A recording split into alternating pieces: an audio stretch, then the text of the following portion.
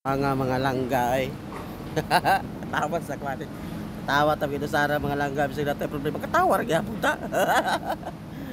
Ani man god buang-buang kayo. Naabot ako ng 30 minutes lingaw ko sa likod po do.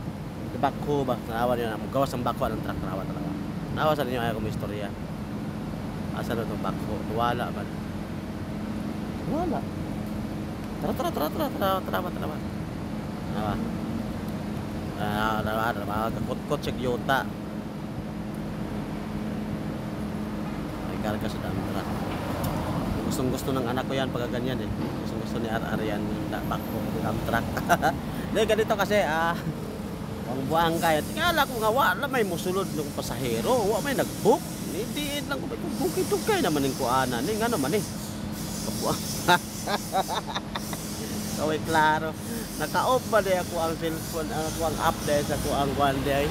Kung sa masudan ng pasahero, nga naka-off ba di akong app yat. Tay kaya tapdawan lagi taglantaw-lantaw lagi ng mga bagong post sa Facebook lagi. Bro, taga. Way klaro to ra.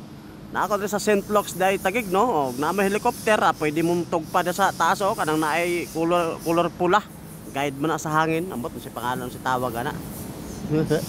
Kaway klaro trabaho Diniit na rin, maragwa kay pasahero ng mga orasa. Siguro, kay init ang panahon, tago-tago sa mga pasahero. Kaya itong oras karon alas 11:30 na rin. Umaga pa na. Mamaya, unya dapit ba? Automatic, alas 12 na punta. Itong atubangan na yung mga palangga, no? Likod na ako, St. Luke's Hospital. Sa atubangan pa ito pikas. Sa unahan yun. Tumbok sa unahan, Shangri-La po na, Shangri-La tagig mga langga. No, so mara lagi ni, mara magid akong trabaho adlaw-adlaw, balik-balik ra gid ni, halagid tuyok-tuyok diri sa Metro Manila aron lang gid maka income ta, makapalit ra gid pud tag lugawon. O, di ba? Sa awan ni pamilyado naman ta. Kaloyan ra to sa Ginoo ani permanente, basta ampo lang gid ta. Na, sa tinuod. Uray tao pa ko sa una ba. Di kay ko mosampit Ginoo oy. Pero kabalot nga na Ginoo kay siyempre. Simba man atong mga bata patak ayo. Simba man ginat. Always mong simba sa una kay. Sa una Seventh-day Adventist lagi ni. Ya karon nga na ulit tao ko, gabinugoy na lagi maayo. Wala pa igual. Pero kabalo ako sampit-sampit sa Ginoo oy kay sampit ko Ginoo nga okay man kaayong feeling. Sus karon ga asawa ko mga langga ba. Yan na ko yung mga anak ba. Matay mga langga bisa gadamgo ko mga langga damgo ko na ko Ginoo tablawan di ko sampit Ginoo kay matay di ka mo sampit Ginoo ani nga matay di basta-basta ni pamilyado ta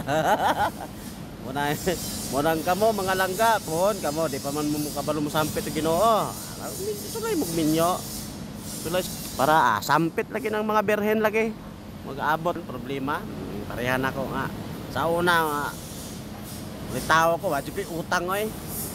Karon, asa na akong utang kay mo lagi, hindi ka mangutang. Tas mo ka. Luoy kay ka. Wa kay diskarte mga langga karon, pagkanaong ko papagbon pa nako ni. Tanang na magpautang hala utang gid. Sa may imong pamilyon. Wala ulaw ka o dikto kang mabuhi imo ang kwan. Salamat po sa mga nagpautang. So, dire na takutob mga langga kay magtugay na kay tanang istoryahan eh. Diba? Manang amo karon pa lang daan.